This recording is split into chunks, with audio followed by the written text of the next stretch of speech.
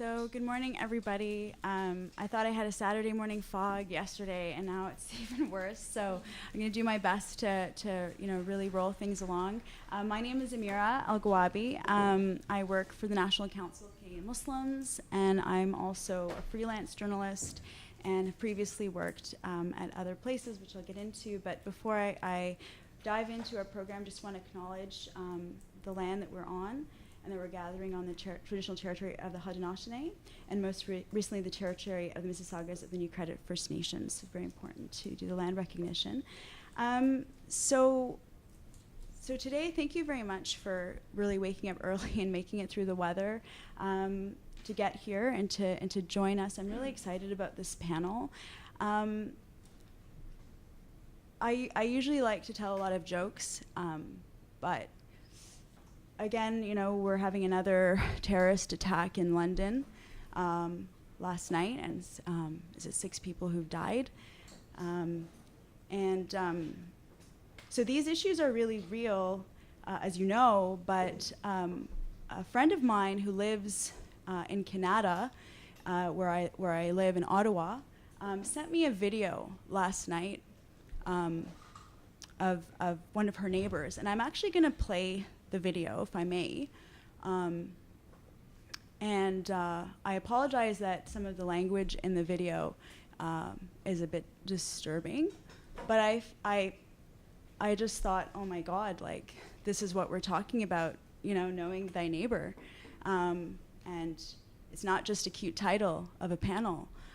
So it's just gonna take a second here. Oh, if the technology works. Do you recommend it? Yeah.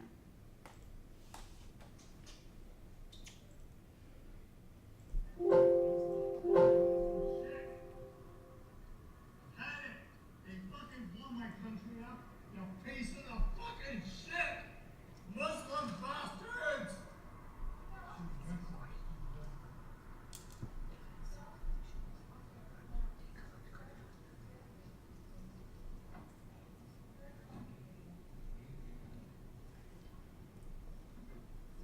So I think you caught that. There's more to it, but that's just one piece. And this is my friend and her son, who's like 11 or 12 years old, that are recording that, and they reported it to the police, of course, because he actually went on to say they should all be killed. We got to do something about Muslims, and it's all on a lot of it is on audio. She didn't get all the threats on audio, but she has reported to the police.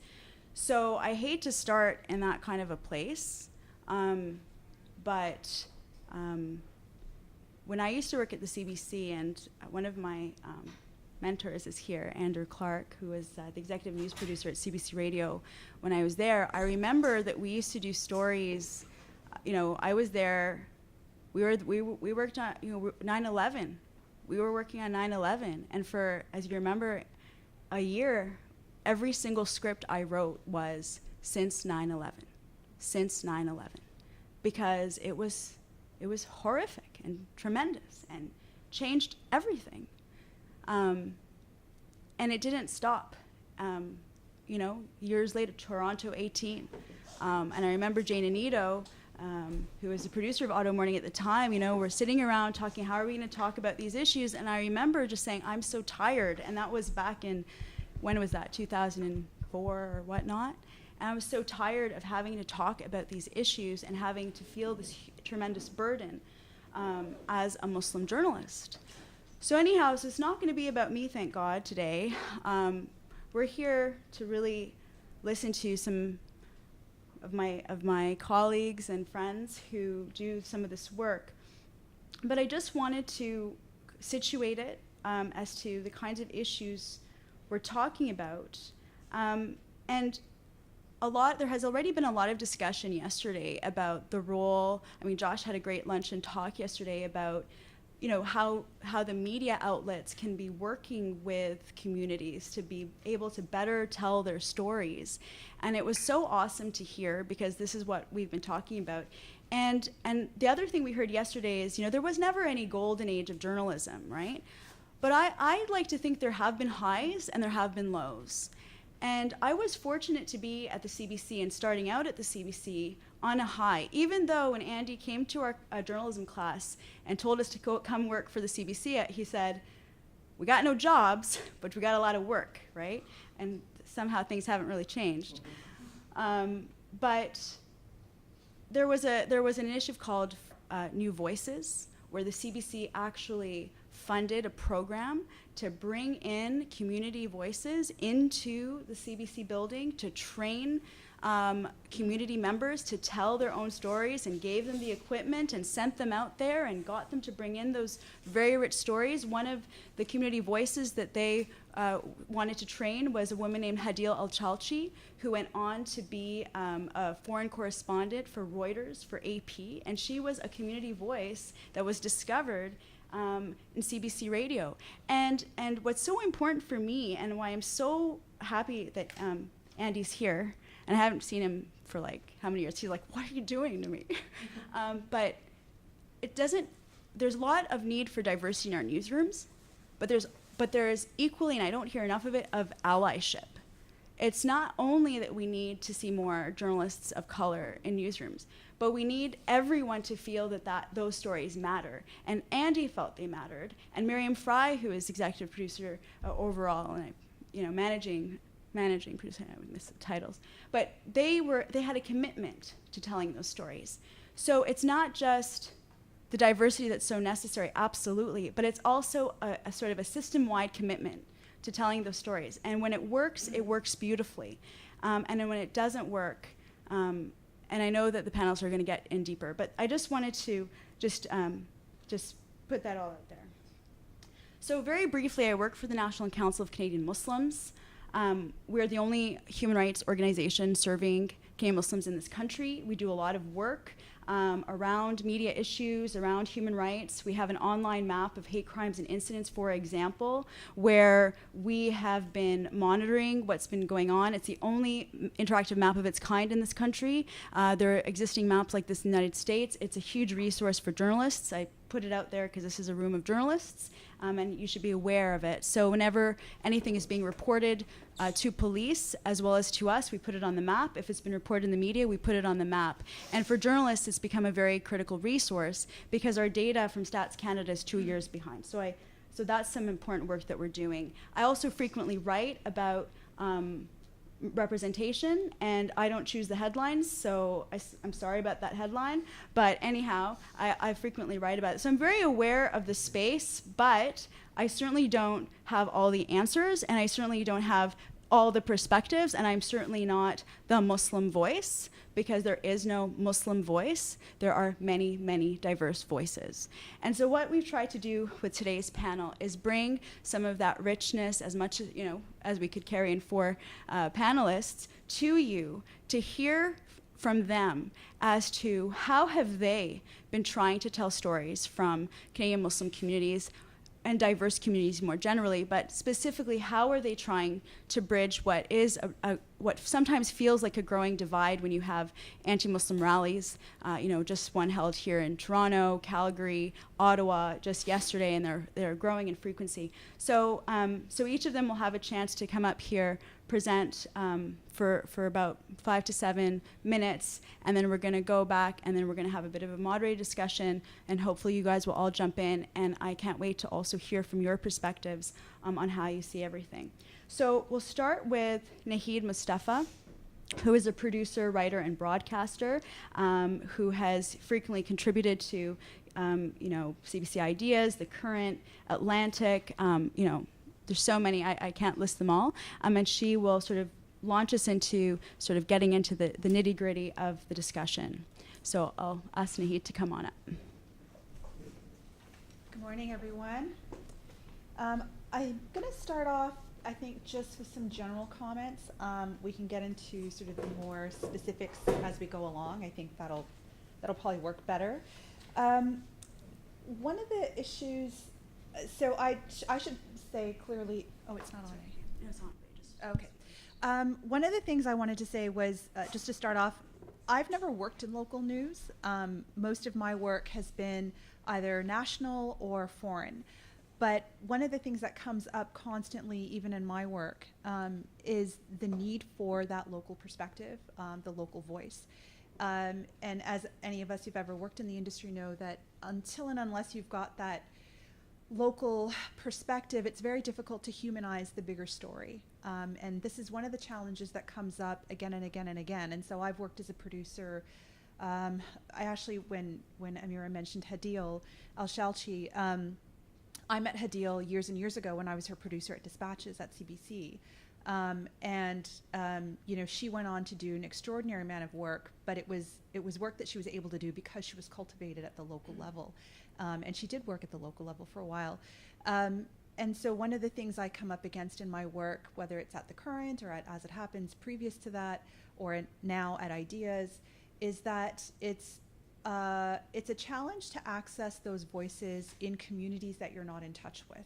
And so one of the things that comes up constantly for producers and editors is how do we get into communities when those communities, number one, aren't really represented in the newsroom or in the current affairs room, as the case may be. But also, when you do go out into communities, how do you make those connections? When it comes to the Muslim community specifically, and that's not a community that I work with exclusively, but it does come up time and again, there is a lot of suspicion, right? So you go into communities, you want to tell a story, and people don't trust you. And so how do you build those connections? So one of the things that I think that we've been talking about, in a variety of ways, informally and formally, is how do we set up those systems within broadcast media, within print media, to bring those voices in. But one of the problems that comes up, I feel, is that we tend to cultivate them as community voices. And so the power still resides with us as producers of content. And so how do we re-engage with that power dynamic? If you have people in the community who are still relying on us to filter their stories, are we really engaging in a meaningful way? Or are we basically molding people to help us tell the story we're still interested in telling? And so I think that that's a power dynamic that we haven't really investigated. And I think it is something that stands in the way of cultivating those resources and cultivating that access. One of the ways that, I'm a bit of a process geek when it comes to work, and so I thought one way to kind of talk about how I've tried to do this is sort of break down a story that I had worked on some years ago. And one of the challenges, of course, is that even though I'm of South Asian origin, I'm from a Muslim background, that doesn't necessarily mean that I have access, because I don't represent all of those different communities that make up that sort of broad category of people. So at The Current, we were looking to do something on citizenship and immigration. And so what is that piece that happens? It was sort of in the broader context of what does it mean to be Canadian? How do people become Canadianized? And so there was a study that had come out that had shown that on average, an immigrant woman takes about 7 to 10 years to get involved in the political process, even if that just means voting. So if you look at somewhere around 5 to 6 years before the new rule change, that was just basically becoming a citizen. And then what are women doing for the next 4 or 5 years before they feel that they can emerge and involve themselves in the community, whether it's at their local level or whether it's participating in the political process. So I decided to go into Thorncliffe, which I'm sure many of you know is a neighborhood in Toronto, which has one of the highest rates of immigrant residents. It's also one of the most educated and most underemployed communities in the country. I don't know a lot about the people that live in Thorncliffe. I'm not from there. I don't have that experience. And so it was an interesting thing to try and figure out, how do I find that person or those 2 or 3 people in this, community of tens of thousands that can help tell the story in the most illuminating way. And so you're at 30,000 feet. How do I come down to the ground and find these folks? And a lot of it was sort of going to the next person over that I knew. So go to somebody at Metro Morning, and somebody at Metro Morning who's working at the local level who can say, well, I don't know anybody, but you should go talk to this person. And then going to talk to that person, and then that person saying, well, I don't know anybody directly, but I know that this person did some work in the community some years ago. And it took me about 12 or 15 contacts before I ended up at a women's gathering, a women's community gathering in Thorncliffe. And in the course of attending that gathering, was able to kind of meet a couple of women who had taken on a lot of leadership in the community, and then was able to convince them to help tell their story. And it eventually turned into a documentary, which was, which the feedback that I got on that was, it's so great that you have access to that community. And my point was, I don't actually have access to that community. I built access to that community by going down the ladder. The key thing about that, though, is I had time, right? I had time, I had support. Would I have been able to do that if this was a news story, if this was breaking news, if this was something that had to be turned around for the next day? Probably not. And so what happens when we have to take those shortcuts to tell stories that we don't have access to, and then we end up getting it wrong, and then there's pushback, which is not to say that there shouldn't be ownership about how we do our jobs, but that there are circumstances that are about process that get in the way of telling those stories in a way that may be a better reflection of the actual story on the ground. I think the loss of focus on local news for a long time, I think that that's been one of the culprits. I mean, back in the day, I was at Ryerson in the early 90s, and back in the day, you still had people that worked in communities. You still had reporters whose exclusive job was to work in a particular community, and they could come to you and say, if you're going into that neighborhood, these are the people that you should talk to. And over time, that's disappeared. And I think, especially when you look at people on the digital side, they're just cranking stuff out, updating, hour after hour. And a lot of the younger people don't have time to cultivate those on-the-ground resources. I got a 2-minute warning. I'm actually going to, I think, leave it there. I think those are really general comments. And so they may not be satisfying, but I'd be really interested in talking more when we do the Q&A, and I'll let my colleagues have a go first, and then we can pick it up more specifically. Thanks.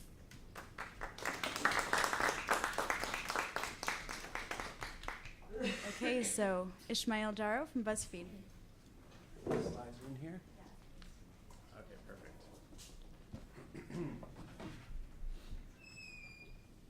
Okay, good morning, everyone. So, like Naheed, I also don't have a lot of experience working local news, but at BuzzFeed, one of the things that we do is we often do stories that I would consider a form of local news. Sort of the small, positive, feel-good story that you can blow up to be like, this grandma did something amazing. And I think there's an impression that local news isn't as impactful as national and international news, but just from my experience, I don't think that's often true. Certainly, a feel-good story will not make the front page of the Globe and Mail on any given day, but just from what we see at BuzzFeed and what I've seen from my work, those are the stories that really connect with people. Those are the stories that I get mail for, where people say, like, thank you, that brightened up my day. So especially I think as jobs continue to cluster in big cities and we do lose that local footprint, I think people crave those kinds of stories that connect to them locally. As long as, and especially if they can be universalized, I think that's the best local story, the local story that speaks to everybody. So I just put together some slides of stuff that I've worked on, kind of a grab bag. This is a story I love because it's like the quintessential BuzzFeed story. There's a high school in Regina where every year the seniors invite, the senior students rather, invite senior citizens from the community as their dates for a dance. Everyone in the school apparently looks forward to it, from the jocks to the art kids. And so at first, this is very much just like, hey, here's a cute thing. Here's some, photos of old folks and young folks dancing. But within the story, there's also, it speaks to intergenerational relationships. It speaks to the fact that education cuts were threatening this dance. It speaks to the fact that local people from the community fundraised using a crowdfunding site to save the dance. So I just think it's a perfect story. And maybe we can get into this later in the discussion, but I feel like you could set up a local news outlet and just follow crowdfunding, and then that would tell you so much about what's happening in that community. It's like GoFundMe tells you about illness, about school, about everything. But given sort of the theme of the night, or of the morning rather, here's a few stories that are a little more directly related to the Muslim community. I cover Islamophobia sort of as a sub-beat.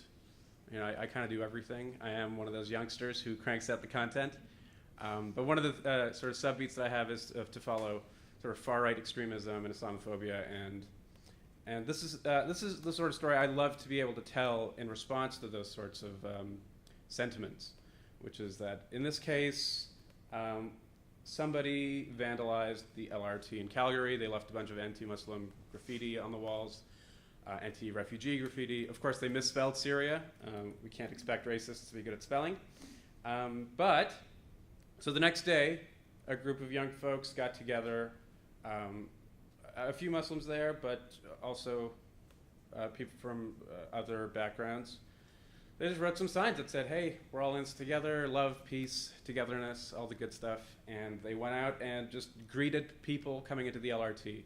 And people took photos. And this is the sort of story that bubbles up through social media that we see. And I think as much as we've lost some of that local news infrastructure, we also have the incredible opportunity that people can tell their own stories. So this is something that, I even have the Facebook post embedded there. Where that started bubbling up, it started getting shared, and as soon as something gets shared a lot, that triggers our signal. So this was this got 30,000 views, which is pretty good for us. We have a large online footprint, but I think just in general, I think if you can share a positive story in response to a hate incident, and it gets 30,000 views, gets lots of shares. It gets people thinking about these issues in a positive way, and not just as that graffiti, and not just as that hate incident. I think that's positive.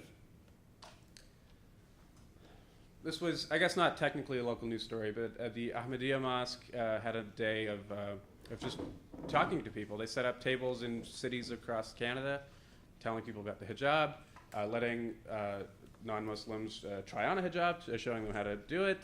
And in fact, as I was looking at this story and at the event and at sort of the Facebook photos floating around, I saw that people from my hometown of Saskatoon had taken part. One of the photos included my friend, so I was like, oh, well, this is totally a local story that has national implications. And, this isn't pegged to an event in the same way that, hate speech is, or a terrorist attack. But these are the sorts of stories that I love to be able to tell because, again, I think they lead to understanding. They lead to people kind of thinking outside the usual security framework. And I think this got like 20,000 views. Not that views matter for everything, but we do like to measure this stuff. And it's always nice to get that reinforcement that you're not just screaming into the wind. The sort of positive, better, or interesting stories that you're doing, they reach people. I've got a couple stories like this. This was a gentleman in Edmonton who owns a donair shop. Somebody was eating in the restaurant, and they noticed that a homeless person, or they think homeless person, came in and said, hey, I don't have any money, can I have any food? And the owner didn't blink. He was like, yeah, of course, here you go, here's a meal. And the person who witnessed this wrote a Facebook post that then got shared 8,000 times just from that screenshot. I'm sure it's much higher by the time we were all done with it. And again, this is a local person seeing something happening in their local community that says, hey, this donair shop's amazing. I just happened to be there. I saw this amazing act of generosity. If you and your friends want donair, go patronize this business. And when I spoke to him, he's a Palestinian man, Mahir Tawil. And I asked him, like, hey, so what's the deal with this giving away free food? Doesn't that go against your business model? And he said it was a cultural thing. He said, in his culture, charity, taking care of the needy is important. And for me, it's important to include that detail because that then it becomes, in addition to an act of generosity, that sort of like internet moment, it also, I think, speaks to a cultural understanding of for example, Palestinians or Muslim people that maybe isn't in other news coverage. So, local story that I think is universal because that guy's just awesome. Similar story in Montreal. There was a shawarma shop, and they just had a sign, a bilingual sign because they're in Montreal, saying that if you don't have any money, come in and eat for free. This was happening for months, and then it took somebody to take a photo of the sign and say, hey, this shop in our neighborhood is doing this amazing thing. Go patronize them. Again, overnight, this shop got really busy, and I didn't really know why at first, but then it turns out that people respond to this kind of positive news about their community, and that can help build their community. And in this case, again, I asked, sir, why are you giving away free food?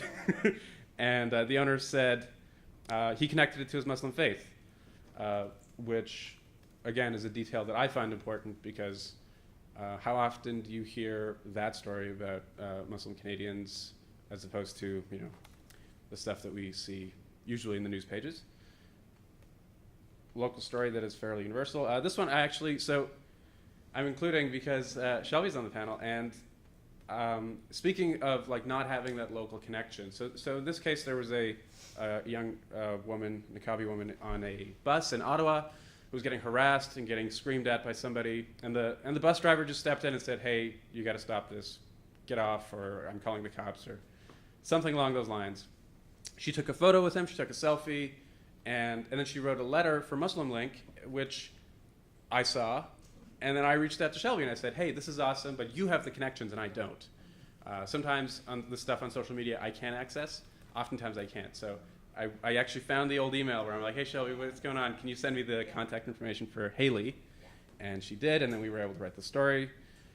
I don't have the numbers for that one, but that one also did very well because I think there's part of the story is, of course, that she was subjected to this harassment, which is a story on its own. But then I think I prefer this framing because it shows sort of something proactive. It shows the community coming together, and the fact that it got lots of views and lots of shares, and lots of positive comments, some negative ones too, obviously. But that to me says that this stuff matters, that it connects with people. So while whenever BuzzFeed does something about Trump, sure, it gets lots of views, it gets lots of shares, but this is the stuff that I think, at least on BuzzFeed, that I think is more integral to the image of the site and the kind of work that we do, because I think it does do what the title of this session is about, which is breaking down stereotypes, breaking down those barriers. So again, I don't do a lot of local news, but when I do, it's great to have people I can draw on. It's great to have people telling their own stories increasingly on social media, and I hope that it's doing some small part in breaking down those barriers. Thank you.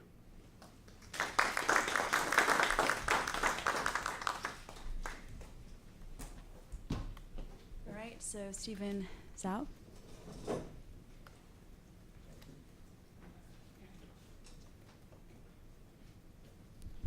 Good morning, everybody. I don't think this is actually on, but I don't think I need it, right? Oh, yeah? So, my name's Steven. My last name is actually pronounced Joe, but it's Chinese. It's okay. No one's ever been able to pronounce it in like 20 years of me being in Canada, so it's no problem. I think, so I've been living in Ontario for probably the past 10, 11 years now. And I've been around the Muslim community in the GTA and a little bit in Ottawa for maybe the past 5 or 6 years. So I think maybe I'm a bit of a case study in the overarching, sort of below the overarching topic that we're discussing today.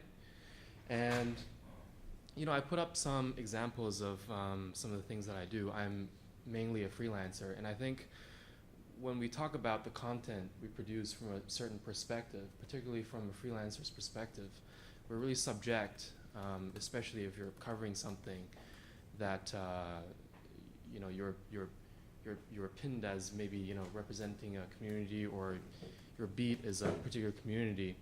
The work that you do and the content that you produce and the overall shape of that body of work is contingent and depends upon the money you make, the time you have, the outlook, whatever is happening in your personal life, or et cetera, right? It's not just on whether or not you're able to get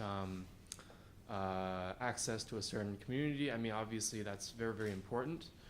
Now, having been around the Muslim community, I've been about Muslim for about 6 years now, but I've been around the Muslim community for about 8 or 9 years. And I can tell you, in about almost a decade of interaction with people in the community, I'm probably more confused now than I started. Because ask yourself, like, how does one person cover 1 million people? You know, it's not a possible thing. If you want to learn about the Muslim faith, or if you want to learn about the Muslim community, it's probably not the best thing to read the news, right? Like, if I wanted to learn about the Muslim faith, I wouldn't read, the Toronto Star for that, or watch the CBC for that. Maybe for some surface level, to get a general idea of certain things that are happening in the community, maybe. But just because some things are worth putting out into the public record, because the truth needs to be told, and something like this, when a girl, she just happens to be a doctor as well, sets up a self-defense class for Muslim women in her neighborhood, and in different neighborhoods, that deserves, I think, for many people to know that. Doesn't mean if you take all of these things, maybe you read 100 of these things, and then all of a sudden I have an amazing idea of how the Muslim community works, or how it is. It doesn't work like that. I don't like this idea of, I mean, it's just my own thoughts, right? But I'm not really sure about this idea of a handful of journalists being able to produce work that represents the deep dynamic, or the overarching imagery of a particular group of people, right? I mean, can we really do that, right? Anyway, so I think for the Muslims, as far as I can discern, I mean, we are talking about covering community and covering people at a local level. I think with the transition, just generally speaking, into a more digital platforms, more dislocated and disparate ways of producing content, a lot of content, but more dislocated ways of doing it. There is a kind of polarization happening. So there are really local stories, but there are also, on the other side of the spectrum, really there's a lot of commentary on different communities, right? Which is not necessarily a good thing. And I'm kind of guilty of that as well, because it's easier to write commentary than it is to cover something, right? And again, why is that? It's because you're subject to finances, particularly if you're coming from a freelancer's perspective. It's easier to make money pounding out 1,000 words in your underwear than it is to go and on a bus and to spend your own money and cover it. I think that's very important. Particularly, most of the people I know also are coming from a freelancer's perspective. But anyway, my point is that the Muslim community, obviously, there's the security framework, there's the racism, discrimination framework. Those things are, as far as I can tell, are being written about and talked about from a commentator's perspective. Okay, and I think there's a lot of that. And there's as much, probably a lot more than that, than there is reporting, and the commentary that comes out about some of these topics are very overarching. You can't, it's like a one step removed from reporting, which again is not great for if you want to learn about a community. But anyway, my point is that, Shelby. My point is that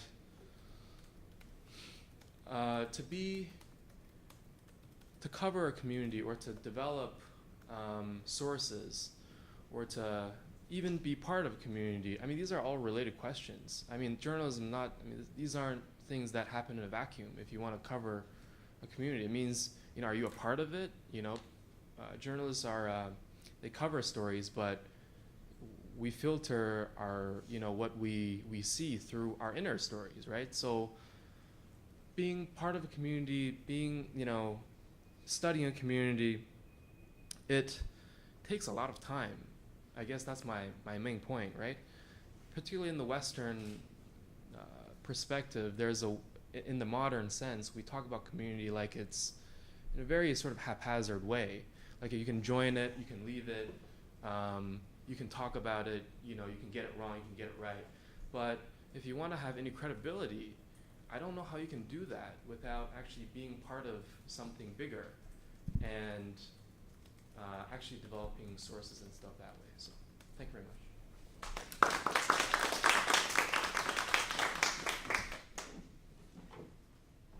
Okay, thanks, Stephen. Okay, next I'll invite Shelby up, please. And you want me to bring it up to your internet? The internet?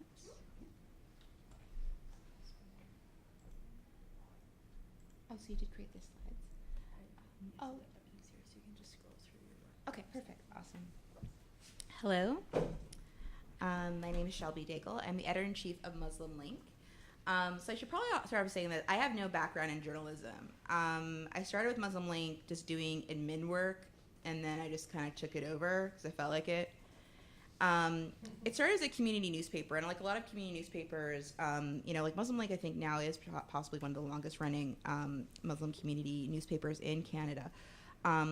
But it was struggling for a long time. Like Amira was involved in it. Stephen actually wrote in it. It's sort of a lot of people have been connected with it. But when I took it on, I remember sort of giving myself the task of like, how do we make this viable? How do we make it financially viable? It's owned by a young man who has a full-time job, so that's actually partly, how it has been financially viable by somebody sort of supporting it. So a lot of the struggles that you're seeing in mainstream media, it's definitely also happens for community media. But a lot of the tasks I took on 40 years ago when I came on with Muslim Link was just to make it financially viable. And alhamdulillah, right now we're actually doing okay. We have pretty good advertisers. But like a lot of my focus was, well, if I want to be financially viable, it needs to be read. And the reality I found was a lot of people weren't reading it, like a lot of Muslims weren't reading it. And so what was interesting is the way I actually started getting more local Muslims to read it was I started doing more local stories.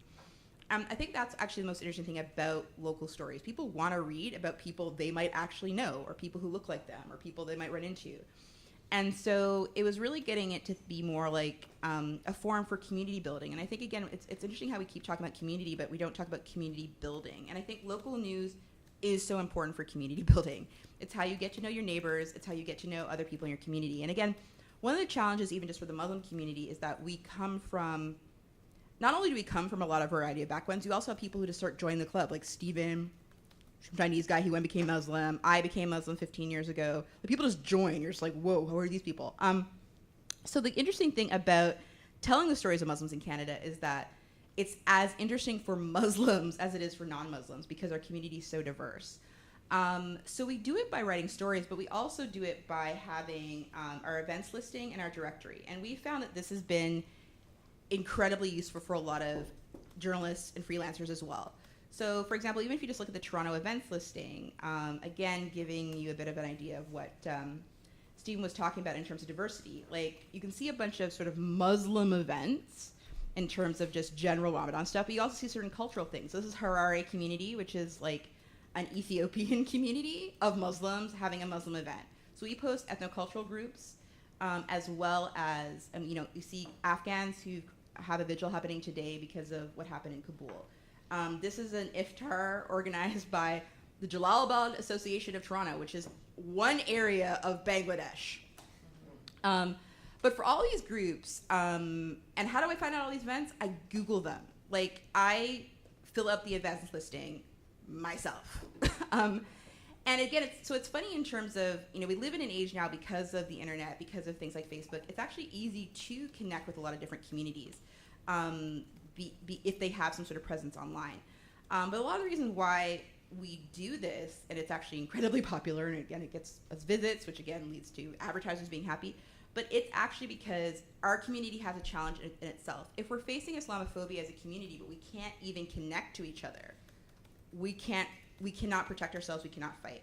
And so a lot of what we focus on is community building. So we've grown from, again, focusing on Ottawa to having events now for 6 cities across the country, and we're building directories, again, will also be for 6 cities.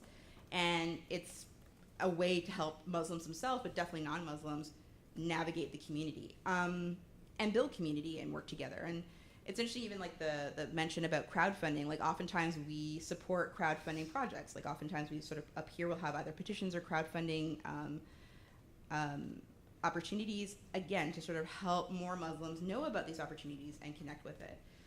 But again, coming with no journalism background, but being the person who's mainly responsible for the content of this website, is really weird. I really like it's interesting because you start realizing the influence you do have, particularly when mainstream media starts taking up the stories. So a lot of the priority I've given has actually been to what I would call the Muslim community now itself has focused a lot on PR, right? Like PR, press releases. Like you'll have a lot of stuff that gets into the mainstream media, like because Muslim organizations have actually written a press release and gotten into that. I don't focus a lot on those stories because they're already getting into mainstream media. I focus a lot on the stories of people who are just doing something really interesting, but they don't have all of that fanciness. But oftentimes, frankly, there's stories I find more interesting, frankly, and also that the community finds more interesting. And often I find local news and mainstream media finds more interesting. So even this little story here about Eritrean Canadians who just launched a charity to help support Eritrean refugees in Sudan. This got local news attention. CBC contacted them. And it's really cute because like they contacted me. They're just like, CBC's contacting us. Do you know who these people are? I'm like, it's CBC. Because again, people aren't used to that. Like a lot of members of our community are like, why are they contacting us? One of our advertisers, actually, it's really interesting. So one of our advertisers, Magic Cuts, like this was actually great. Like we wrote an article as part of their promotional package with us, but then CBC ended up writing an article, and I was just like, sweet, we got you so much extra like advertising coverage. So it's really interesting. CBC's probably been the most supportive, and then also definitely things like BuzzFeed and Huffington Post around taking up our stories. If I think about the story with the woman who wore a niqab, she reached out to us, and again, that's an example of why it's so important as this sort of community media that you have to build relationships with members of the community because at the end of the day, if members of the community don't know you, they're not going to reach out to you to like bring you these really cool stories. So I think though the power I've realized of stories is also image. Like she took this selfie, and let's face it, that's awesome. It's such an awesome image. But yeah, she just wrote a letter, and she's like, I want to make sure that this bus driver gets recognition for what he did. And we actually were able to contact sort of senior officials in OC Transpo. He actually got a commendation from the Prime Minister for what he did. Now, what I found was interesting about this story was that there's a lot of misconceptions about Muslims, but actually in Ottawa, there's also a lot of misconceptions about bus drivers. Like, there's actually like a human library in Ottawa, and at one point, like, they had 3 bus drivers in it or something, because, like, there just was such a bad rap. He's also French-Canadian, and definitely around that time, there's a lot of issues in Quebec around Islamophobia, and I think it was interesting for me, I'm somebody from a French-Canadian background, for people, even from the Muslim community, realize, like, not all French-Canadians are this particular way. So yeah, but again, this story blew up. You know, again, like CTV, CBC, Huffington Post, BuzzFeed. At one point, like his son, who was like in China at the time, was like, "Dad, they're writing about you in China," and like he's like, "What?" He's a very humble man. But again, it was a good news story. It was a positive story. It was also interesting too, because again, the woman who's wearing a niqab, her background actually, her name's Haley. Like she's actually a convert to Islam. But it was, again, what I like about it is how it's an example of how we've actually been able to create news in the mainstream, usually through connection with local news media, finding something interesting and bringing it forward. And I think that's very important too, because again, when we talk about sort of Muslims owning stories, this is part of it. It's sort of how do we sort of, you know, create a story and then people take it up and it goes somewhere else. Another thing that was interesting was that we had a situation that happened in Ottawa when Justin Trudeau came to visit one of our mosques. And it led to some really negative media coverage. And I, again, just because of my own personal bias, I tend to avoid covering these big things because they get covered in mainstream media. But what happened was that both the National Post and all the Sun sort of media chains sort of had these 2 very negative stories about this visit. So the National Post took the stance of like, he's visiting a mosque, it's gender segregated, sexism, and why is he doing that? Why is he participating in that? Like, if he says that he's so about gender equality, and there was that take, and certain people were interviewed for that. And then the Sun took the stance of like, the Imam of this mosque is connected to the Muslim Brotherhood. Now, what was hilarious about this is because this is my community, it's actually a mosque I regularly go to.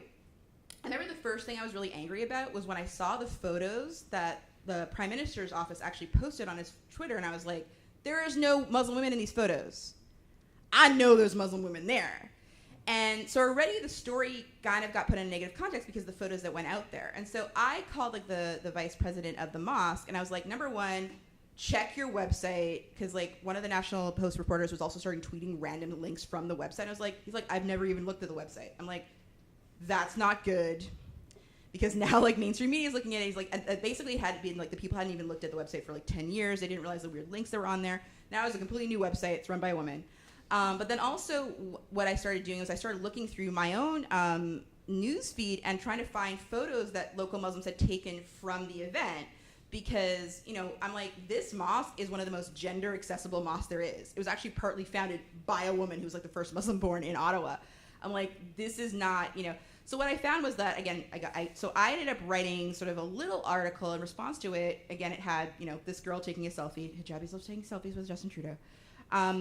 But also it had this photo where you can clearly see a bunch of women down on the first level, because again, the whole argument is like, women aren't allowed on this level. And I'm like, the secretary's office is on that level. Like, so you can see a bunch of women here clearly just taking a bunch of photos of Justin Trudeau.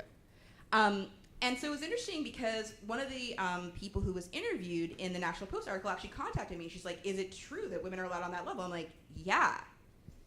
Why didn't you ask the mosque if that was true? Like, you're basing it just on the fact that Justin Trudeau said he looked like, because frankly, Trudeau's office only published certain photos that frankly were only taken in certain directions. And also he mentioned there was women up at the balcony. Yes, there's women on the balcony, but there's women at the lower level as well. And it was interesting because I think it like stopped sort of more, because I think there was going to be some more stories related to it. But it was also, again, the importance of having something on the ground so that you can mitigate, again, what became sort of an Islamophobic incident. Unfortunately, this mosque has subsequently been the target of a lot of hate incidents and vandalism. And I do think kind of the over-focus on this related to this incident is part of that and part of feeling that. But it also, I think, goes to show in terms of just responsibility, in that case, I think, for everyone about being really careful about the images you take. So just as I said, that really positive, like, selfie with a woman wearing a cab, I often think about, I'm often really, really mean when I go and try to get a photo. Like, people are just like, I will boss people around and be like, you need to be in this photo. And people are like, why? Like, you need to be in this photo. And I do it actually really deliberately. I do it so there's gender balance often in the photos we have. I do it because often there's ethnocultural balance, because there's an impact to the photos. People see a photo and it can tell a whole story, whether it be to the Muslim community or whether it be to the non-Muslim community. So I'm often just really conscious of that. And another thing that's interesting is that we're developing a section on our site called Canada, and it's actually stories of non-Muslims focused on a Muslim audience. Because again, the reality is, just as Muslims need to try to tell non-Muslims their stories, the truth is it's not like the Muslim community knows a lot about non-Muslims as well. This is one of my favorite stories from this section, and it's actually about a man who from Ottawa who went back to Pakistan, where his family had actually been pushed out because of partition, and he comes from a Hindu background. I felt the story was really important. It was really, really popular, and it was great because it was read by both Muslims and non-Muslims. But the reality is, we have to recognize in the Canadian context, and we're definitely, it's something I'll bring up a lot in the discussion about Islamophobia, Muslims have lots of different histories. So I think a lot of our discussions sometimes about Islamophobia are very much sort of related to white supremacy, but the reality is Muslims have really complicated histories with a lot of other communities. And I feel like something like a site like Muslim Link has to take some role in trying to build those bridges. But again, we don't do analysis. We don't do editorials. I mean, like, if I could just blog every single day my opinions, and my opinions are awesome. But I don't do that. But I don't do that because I have a responsibility to tell other people's stories and just to profile people and highlight people. But I also realize that sometimes the simple thing of just telling a story about somebody's life, it connects you to a person, it builds community, people get to meet people. I mean, I've seen, the often people profiled in our site become speakers at events, get involved in projects with other people. But I'm realizing now at this critical time, my own personal priority is actually helping to connect Muslims more with not just white people, but actually people who have really maybe negative histories with Muslims from where they're coming from, because we're definitely seeing that is having an impact, even in terms of some Islamophobia in the Canadian context. And it's going to have to be through storytelling and community building that we try to sort of reconcile that reality. Okay,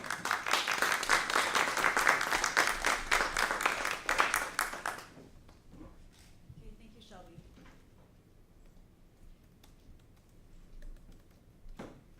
Okay, so I got a GIF in my PowerPoint because I was so impressed with Damien yesterday. Questions. Now, it's very distracting, so now I'm going to just go to a normal image. There you go. Okay, I just wanted to prove to myself I could do it. I'm just going to turn it over to you. I don't want to ask my questions right now. I want to just it's all fresh right now, and I really appreciate what each of these great panelists have been saying. Any thoughts out there in our audience? I have a question. Why do you think members of the Muslim community are reaching out to you instead of like CBC, like this Niqabi woman, instead of reaching out to CBC, she wants to get the story out because it obviously would reach more people. Why would she reach out to Muslim men instead? Well, I don't think everyone would even think about reaching out to CBC.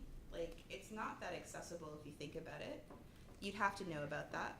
Also, I know in her case, you don't necessarily trust mainstream media. You don't necessarily know how they're going to take your story. And also, I don't know necessarily if they would have handled the story if it didn't become as big as it did become. So, like, I notice that sometimes, we'll see how many shares we'll have, and then maybe it goes from there. But I think oftentimes people approach us or we approach them, and it's still still a bit more trust, because they trust that we'll handle it well. Or like in her case, like I just published her letter as is. So. This is to sort of paint your role as a journalist. I'm about to start a research project where I'm looking at the jobs that Muslim female journalists take on the newsroom and are expected to do as part of the job. Things like dealing with trolls, dealing with vicious hate mail and social media posts. What are the obligations of the news organizations?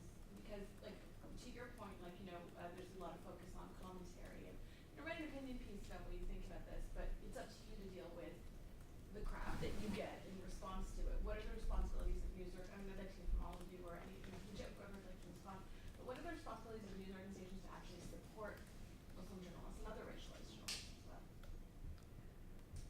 I think that's a conversation that's still in its infancy. I think that support gets offered up on a sort of a relationship basis. So you will have, sensitive senior staff who will kind of say, I see that my producers or that my reporters are going through this. How can we help you? But a lot of times the onus is on that frontline worker to say, I can't deal with this. Sometimes it's also just the nature of the story you get assigned to, right? So, for example, young Black people getting assigned to stories about anti-Black racism. So how do you navigate that as a person who then has to go interview people who have horrendous things to say about Black people? So I think the problem comes in when it becomes incumbent on that person to say, listen, I need help, or maybe I can't do the 5th story this week on this, but then it ties into issues of power, it ties into issues of precarity of employment. If you're a freelancer, it ties into your income as a whole. And so I don't think that there's enough discussion around what are the ways in which the desk can facilitate those conversations, and are people even cognizant of it? There have been times where I've been assigned day after day after day to produce some very intensely anti-Muslim stories, and that's not how they're getting assigned. They're not getting assigned as, let's do this great anti-Muslim piece, but rather the people that you end up talking to have really vile things to say. And I actually, for example, just one time, it comes to mind, there was a story I was working on, and I spoke with a public health nurse.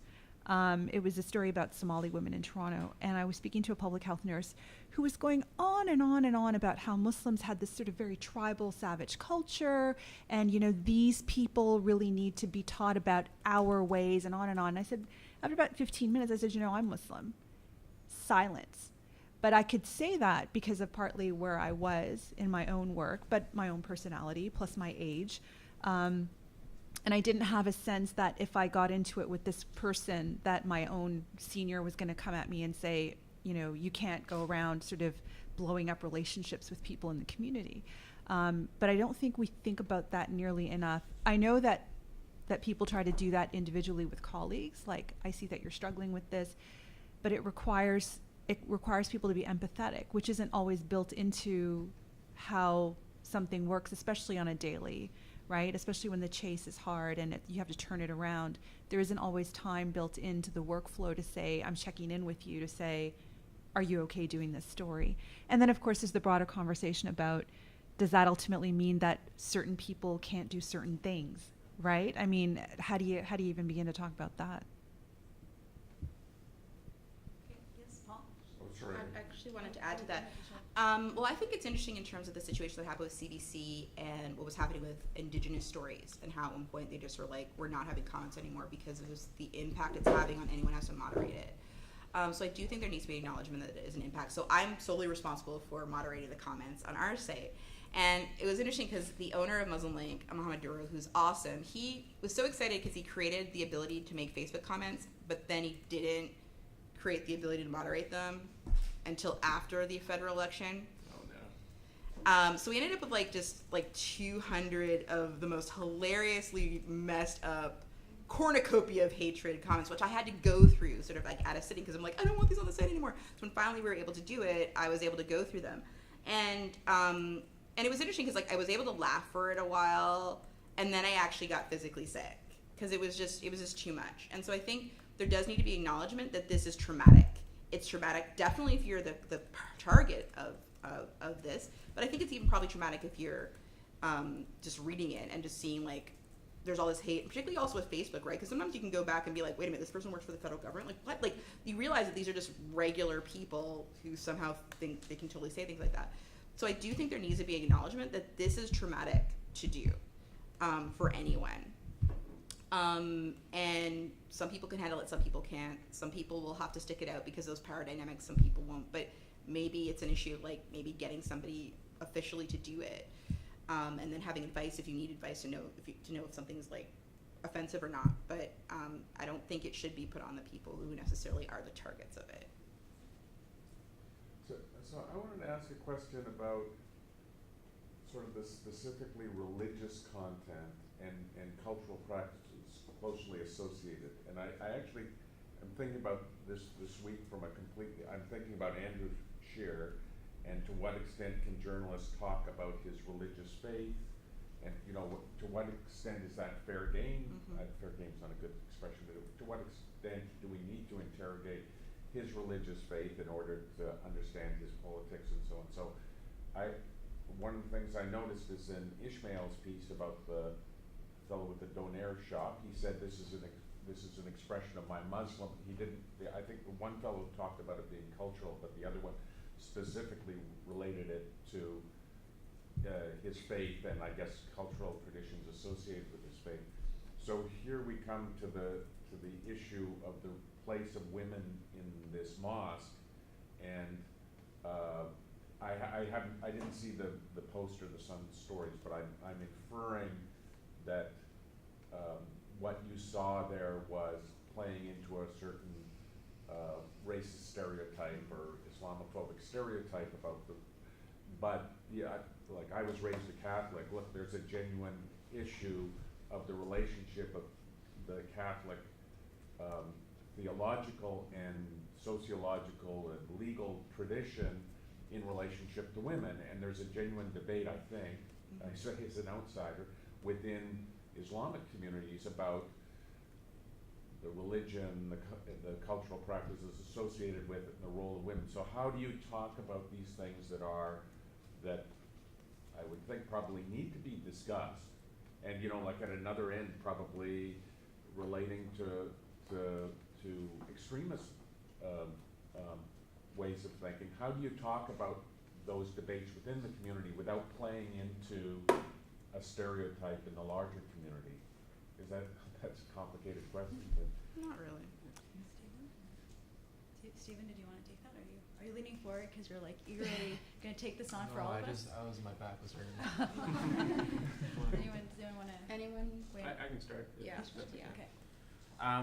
I think that's an interesting question, and something that I think you have to take you have to look at the specifics of it.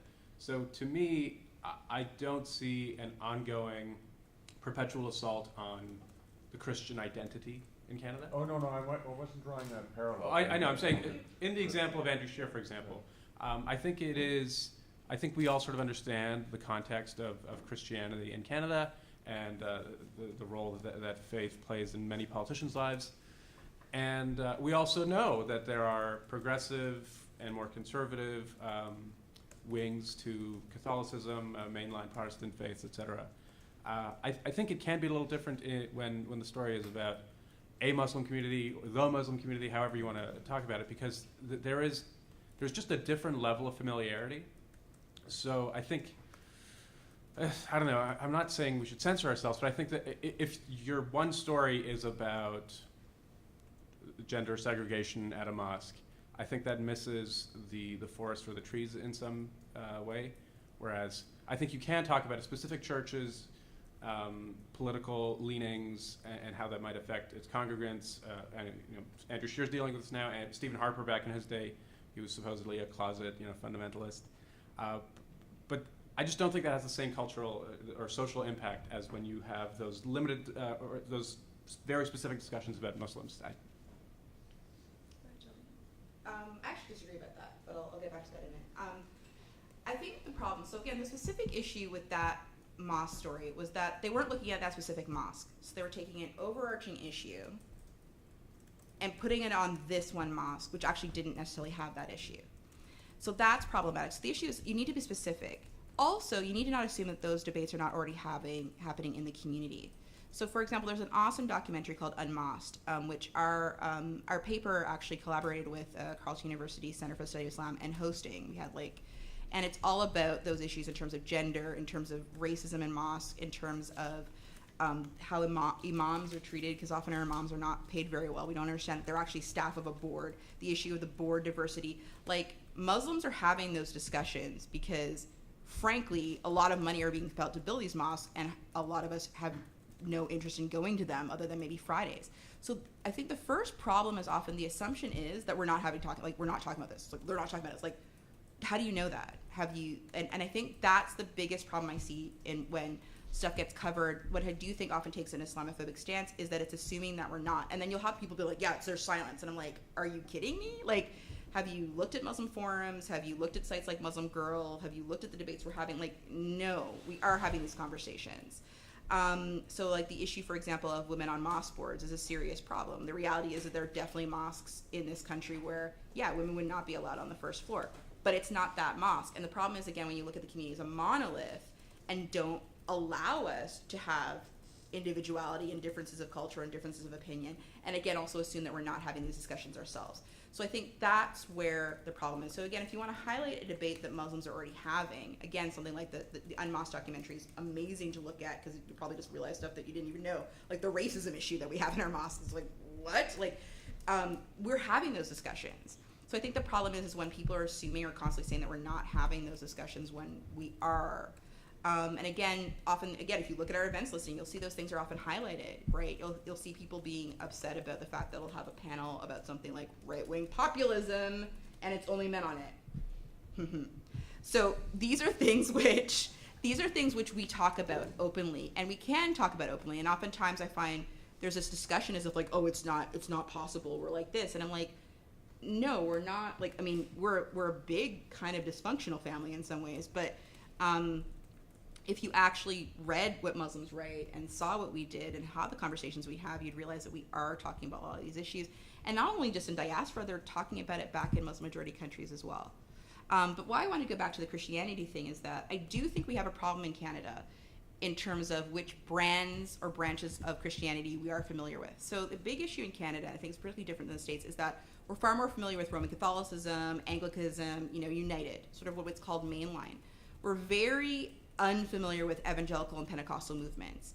as a black person, most of my black friends are evangelical, Pentecostal, Seventh-day Adventists. A lot of these forms of Christianity, which a lot of Canadians are really unfamiliar with, and often tend to be weirded out by. And so I am concerned sometimes, particularly how mainstream media has covered Pentecostal or evangelical politicians or individuals as if somehow this is like, good Christian, bad Christian. And when actually these are growing churches, they're often far more ethnoculturally diverse than, frankly, any of the mainline churches, and they're younger churches.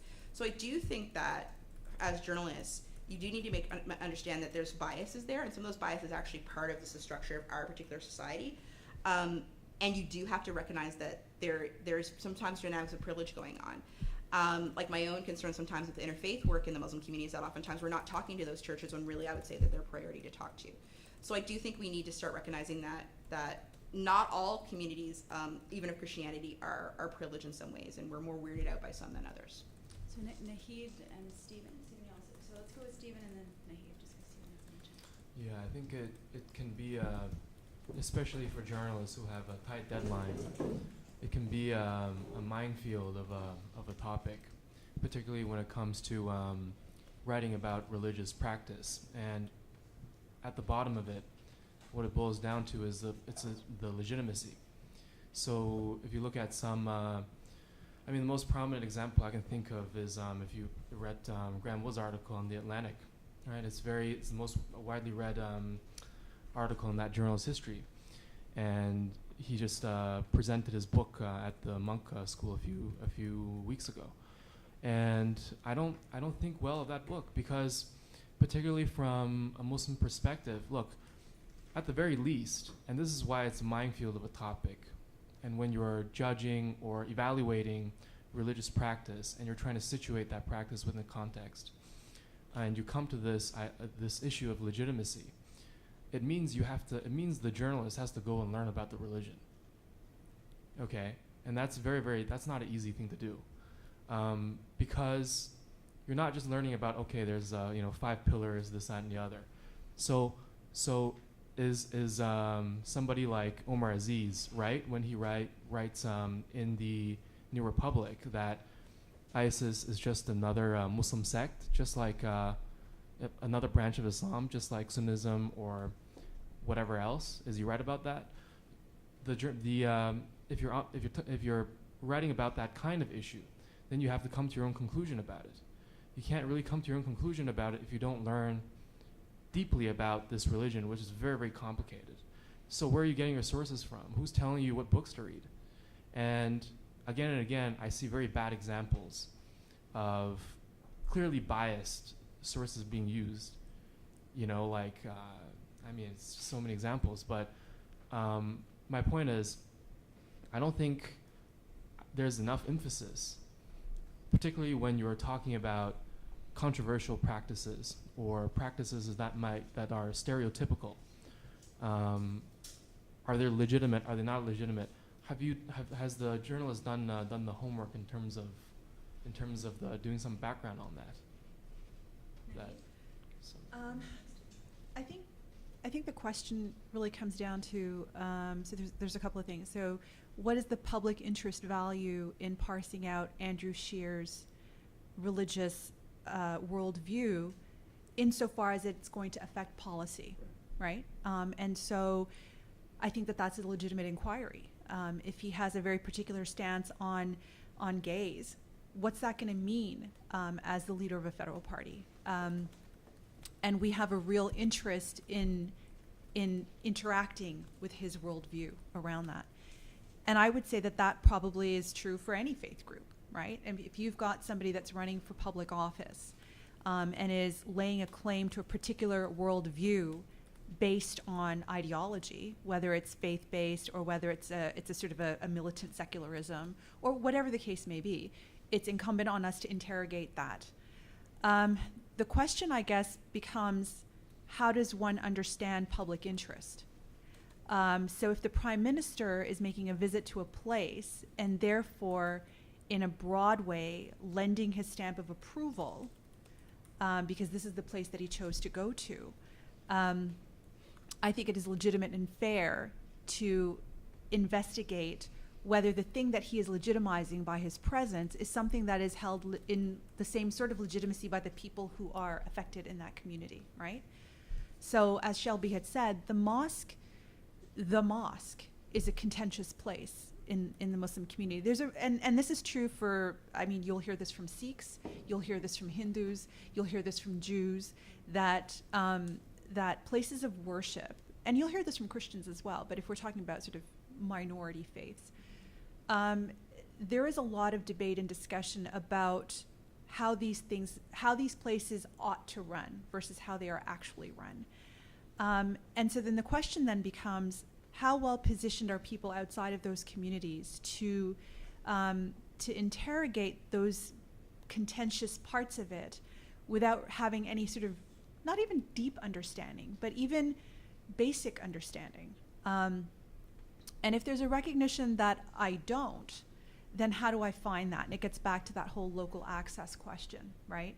And so if it's a case of a sort of a, not even a stereotype, I won't say the idea of women not having access to mosques is a stereotype. I think generally speaking that's true. And this is as someone who comes from inside the community, I would say that generally speaking that's true. Ought that to be the case? No. Is that the case in practice? Yes. So, and so how does one do that story? And I would imagine one ought to do that story in the same way that one would do any story. If I were to sort of, if there's somebody with a very particular idea about how the economy should work, and that worldview is based on following a particular thinker, and that thinker is contentious, I think it's legitimate to say, let's have a conversation about who that thinker was and why this is somebody that you take on as a role model. The faith question gets muddy only because I think journalists, Muslim or not, don't want to be in the business of deciding what Islam is, or deciding what Judaism is, or deciding what Sikhism is. So how do you write about something without making a claim about something? It's not easy. And I don't think there's a good answer to that, except to say what one needs is to have a strong editorial rigor in the same way that you would with any other story. The problem, of course, with the Ottawa Mosque story, as an example, is that no one had bothered to do their homework. And so the short answer is yes, if there's a public interest value in interacting with that question about what does this person's idea of Islam say about these things, which could affect me, I think that's a legitimate course of inquiry. And I don't think we should, as journalists, shy away from that because we think that there may be negative outcomes. I mean, that's something I have to navigate as a Muslim person. What do I shut up about and what don't I shut up about? Because you can only get into the background so much for a particular thing. So I'd done a documentary on jihad for Ideas. It came out last fall, I think. And that was a question I was navigating the whole time because I have a personal relationship with this issue. I've read widely about this, but I can only communicate maybe 20% of what I want to say. How am I going to decide what that 20% is? So I have to limit myself to the 20% that the ordinary Canadian would be interested in talking about. But again, that's time, that's resources, that's a long turnaround deadline. I think it's, I don't know that there's a short answer, but I think part of it is we do have to interrogate those questions. Okay, over here is a question. Hi, I'm Emma from the UK, from Cardiff University, just for the weekend for the conference, just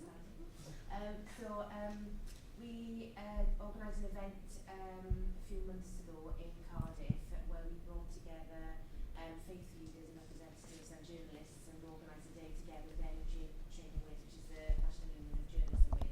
So this is an issue, so why don't we get everybody in a room together? And it was really successful, and it ended up leading to the second day, which the BBC said our staff were really need to get across this. So they organised a room, we organised the event, and there were 44 journalists and 44 faith representatives from every faith. There were Hare Krishnas and Jews and Welsh Pentecostals, every kind of religion you can imagine, all in a room together. And it was just an opportunity for people to ask questions and to say, well, this really bugs me. Why did you do this? And well, why did you let us know about that story? And kind of all that out there to start off with. Then there was some really good sort of panel discussions. And then in the afternoon we ran some hands-on sessions for all the faith leaders. And I teach BBC staff and also to use social media as a news gathering tool. So I teach journalists how to use social media. So if there's an event, how do you find eyewitnesses and people and things like this? So we kind of turn it on its head and say, look, this is how journalists use social media to find news and information, and this is the kind of stuff you need to be putting out there. If you're not putting your stuff out there, then how can you expect your voices to be heard and kind of empowering in that way? And that was really successful. I'm just looking now at something that would never happen before. So the national paper in Wales, big feature, double page feature, being a Muslim in Wales after the bombing. So their perspective and what it's like, and a really wide range of voices. So just really, have you thought about doing anything like that? So, we've got and we've done resources and things that we can hand out that we can share. So I don't know, have you done anything that has been successful? So I do media training in the Muslim community, and I've done sessions just with civil society groups, with not-for-profits, and this is done. It's really done as a sort of a community building exercise. It's not a business that I run or anything like that. And I ran one session with faith leaders.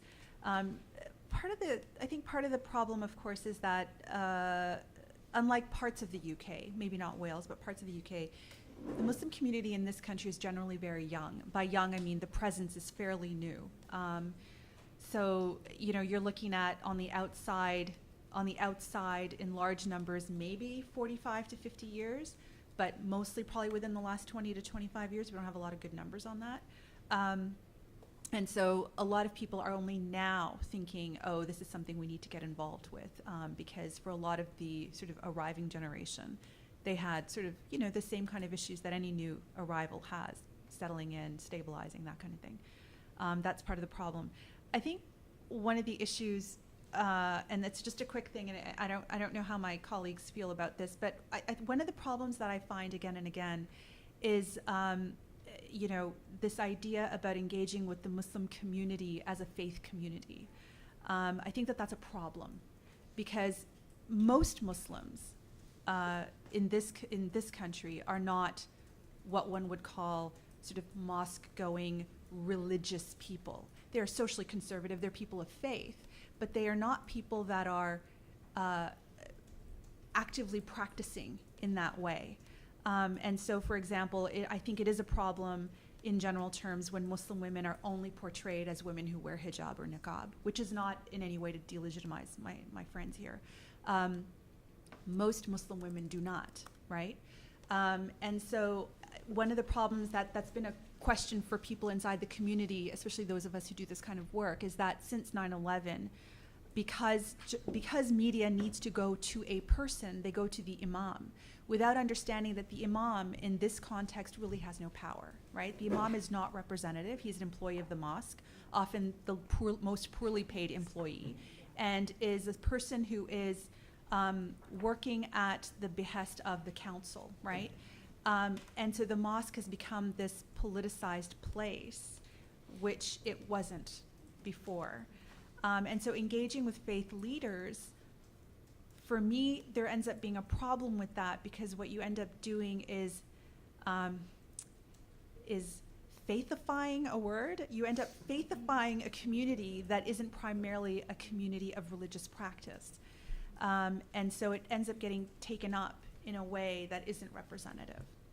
So for me, I think the training piece really has to be more about community advocacy groups, and it has to be around, like NCCM does, like the group that Amira is from, they do some amazing work because they're engaged across the country in diverse communities, and it's not built around issues of faith. And it's not even necessarily always built around Muslim identity, but it's Muslim perceived identity. And I think that that's an important thing that this community has to grapple with, because it's shifting for us, and our public image is taking on an image that isn't necessarily representative internally.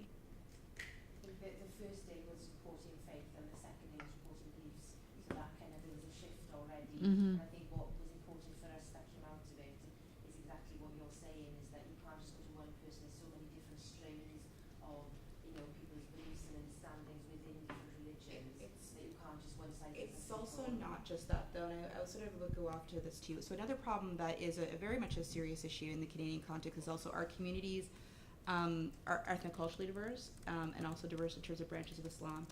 And therefore, so for example, I'm a black person, I'm a Muslim, and I'm not necessarily well treated in this community. And so one person is representing the Muslim community. So a big problem that's interesting about even the issue of diversity, and I would have gotten to it, is that Muslim League, when I first came onto it, and many other Muslim media is not diverse. Like we're one of the few publications where you'll actually see many black Muslims represented between us and the mainstream, because many other Muslim publications are not including black Muslim voices, even though we're a very significant part of the community. You have that issue. You also have the issue of the different branches of Islam, right? So, for example, you had Ishmael did a story about the Ahmadiyya Muslim community, but you'll have Muslims who won't recognize that community as being Muslim. So there's a lot of problems in terms of just bias there that, again, where you have to think about this issue of power, which you talked about before. Who are you giving the power to as being the leaders of the community if these are necessarily the people the community itself has chosen? So again, I would say that a lot of that education has happened either between people like Nahid or NCCM doing education. So we now have a lot of people who, like, I mean, if you think about Muslims in Toronto or in Ottawa, I mean, they're incredibly well connected to politicians and media and writing PR pieces. But that's not the problem that often comes up, is that they're like, we aren't connected to the youth. Yeah, because at the end, you're only talking to one group, or like, we have no connection to, say, another ethnocultural group, because they're only interacting with a certain class and a certain race group. So the problem is that organizations will say we consult the Muslim community, but really they only talk to a certain bunch of people who live in a certain neighborhood who are over the age of 40. And that's why, again, a lot of our stories focus on the people who are not part of those organizations, who are not those community leaders, because frankly we think their stories are a lot more interesting, but also because their voices aren't being heard. And it's a very serious problem. So again, I think the serious concern is the issue of authority. That again also this issue of the fact that majority of the community is unmosqued. So again, people might go to Friday prayer, they might go there but they, like for example, just because you go to a mosque doesn't mean you're officially a member. You might even have a chance to vote for the people in power. So it's definitely something that I've seen in terms of, I think the popularity even of our site now is because it's a way for a lot of Muslims who want to connect with the community, but have often, like one of the reasons why I focus a lot on just even posting events, because so much things were invitation only, or like you'd only know about it if you're already on the special mailing list of the special people. And a lot of what we're trying to do is open that up. So I think the big thing to understand is that yes, not everyone identifies by faith, but also what are you trying to know about? So one of the things we're currently working on, and I love to get people's advice on how to develop it, is almost a base of subject matter experts. So, because again, what I'm seeing happen is people are going to some Muslim to ask about very specific subject matter expertise. So for example, being an expert on domestic violence or mental illness, or, you know, like that person has no expertise on that. And they might not know anyone who has expertise in it, but there's a whole, but you know, if you went to mainstream and a social service agency, you might have found a Muslim social worker who's a complete expert on that. So that's again where there really needs to be looking at broader, and also not understanding that not all faith leaders, again, have necessarily done the background work to know enough about the expertise in their own community. So we're just coming up to the close of this workshop, and I want to really thank the audience for some really good, very good questions, and for the panelists for really, you know, blowing my mind anyway. Even though I follow all their work, Shelby's a dear friend of mine. Nahid I've known for years, but this is the first time we meet in person. And Stephen and Ishmael, I follow their work as well. So I would just ask each of them if they could just sort of wrap on one message or one thought or reflection that they have kind of walking away from this. Because you have a room full of journalists who care clearly about these issues because they're here and they've made the time. What's a takeaway? What's a takeaway for any of us today? In about a minute. I'm gonna sort of flog the horse I always flog, which is to say I love animals, but it's to say that I think we really need to think deeply as people that are producing this work. We don't have nearly enough engagement with the idea of diversity, and I hate the term diversity. I have a real problem with it. I think it's shallow and lazy, but I think we really need to think about what we mean when we say we want access and we want representation, and to really deeply reflect on what that means in the context of power. I think, yeah, essentially that. And I think, again, I mean, if we're talking about a specific, a community of Muslims, or like the question that was asked with regards to religious practice, I think some commentators, I think a lot of them, and some journalists are, and some have made a sort of living out of it. It's sort of deciding what's Muslim, what's not Muslim, right? So there's a lot of that, and if we're to move away from that, or at least to try to get, if you're engaged in that kind of question and you want to get it right, I don't see, if you're going to get that deep, and if you're going to talk about people's faith practice and legitimacy, this idea of legitimacy, you're going to have to engage with the religion itself and how the deep history and the diverse practices and stuff like that. You have time to do that in a couple of days or a week or whatever. If that is your beat or whatever, if you're a national security reporter or something and you come across that question, what are you going to do, right? So something to think about. I do think a serious problem we have in the Canadian context, and it's been interesting to talk to Muslims in the States, and how, as problematic as things are in the States, because it's actually more of a religious culture. You have a lot of people who regularly go to church. They understand the dynamics of being part of a religious community. A big problem we have in Canada is we're far more secular, which means that sometimes things, I would say, the things that come from being part of a religious community, like the dynamics that might happen in a mosque that are very similar to dynamics that might happen in a church, are lost on people because of just the sort of the reality of the secularism here. Nothing against secularism, but it just means we miss a part of, like, even for example, like people not understanding how, as a Muslim, we might know people who eventually get arrested for terrorism, but we didn't know they were terrorists. It's like, if you actually regularly go to church and think about everyone you might possibly know who eventually got arrested for something, which maybe you knew about, you'd realize how that could possibly happen. But if you don't regularly go to something like a church or something like that space, you wouldn't. So it's basic things like that I think we have to start beginning to understand better when we start telling these stories. Another thing is, I really think we all, and also this goes for people who are journalists from Muslim backgrounds, we need to stop trying to do the good Muslim, bad Muslim thing. Like, I think a lot of times what we're doing is we're trying to figure out who is to blame, right? So because the terrorism thing, who is to blame? Who is to blame? These are the good Muslims, these are the bad Muslims. And we need to stop that. For one thing, it's just really simplistic. It's never really that simple. And I would even go to saying who's a good Muslim, bad Islamophobe. Like, I have no idea what's going on with that Neighbour, but a big concern I have with a lot of Islamophobia, as somebody who myself lives with serious mental illness, some of the stuff I'm seeing and some of the stuff I'm reading, I'm like, these people are not well. Is that an excuse? No, it isn't. But if somebody has a paranoid personality disorder and people are feeding them all this stuff to be paranoid about, it might burst out somewhere. And we as a society have not figured out how to help people more. And definitely journalism and online media has not figured out its responsibility for riling people up who frankly might not be well. And so I think there's just so much more we need to start exploring as a society. I highly recommend people visit our events listing, particularly for Toronto, because it tends to be the largest one.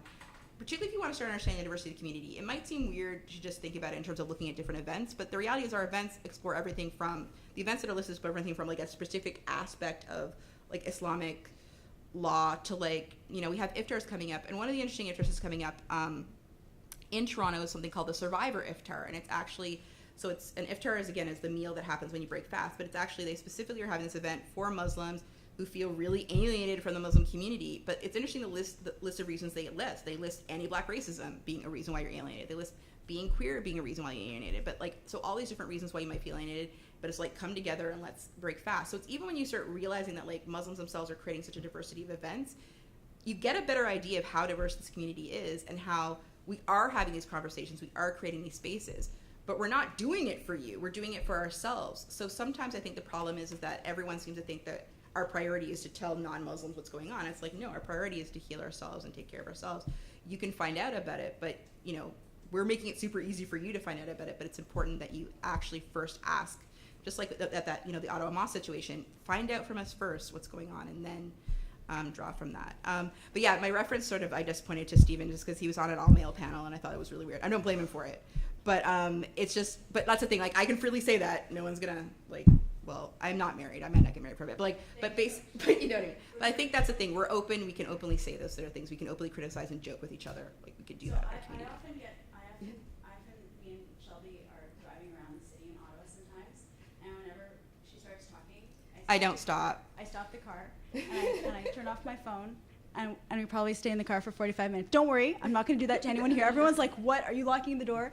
Ishmael, we're going to finish with you, and then let everyone free. I'll be very fast. Just unlike two of my co-panelists who are Muslim converts, who probably know way more than I do, I'm, I guess, more of a dropout. So That's an awesome way of saying it. So it's interesting to me, sort of coming back to Islam later in life after having gone through an unfortunate radical atheist period, and so I'm always learning, and even today I've learned so much, and I think diversity is a terrible word, but it's in all things in religious communities as well as political communities, and just. And ethnocultural communities. You're Afghan, either way. That's right. Yeah, I don't even want to get into the politics of the Afghan community. I'm still learning, and sometimes it's very uncomfortable to be the person who has any familiarity with a certain subject matter. So there's always more to know. That's my takeaway. Okay, thanks very much. You're a great panel. Thank you.